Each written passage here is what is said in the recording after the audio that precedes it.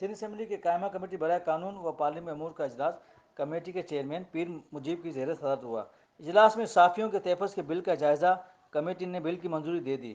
بل اس ہفتے سندھ اسمبلی میں منظوری کے لیے پیش کیا جائے گا۔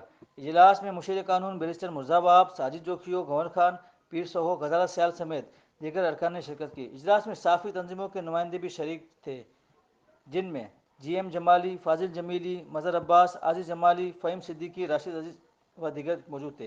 حکومتی ارکان اور صحافی تنظیموں کا بل کی تمام شقوں پر اتفاق رائے۔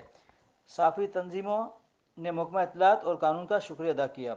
بل کی منظوری سے صحافیوں کے تحفظ اور ان کے مسائل کے حل میں مدد ملے گی، صحافی تنظیموں کے نمائندوں کا اظہار خیال۔ بل کی منظوری کے بعد قانون و انصاف سمیت تمام صحافیوں کو دیگر مسائل حل ہوں گے: بیرسٹر مرزا وہاب۔ سندھ حکومت صحافیوں سمیت ہر شہری کے مسائل حل کرنے میں سنجیدہ ہے: بیرسٹر مرزا وہاب۔ سرور سمرو، KYJ نیوز، کراچی۔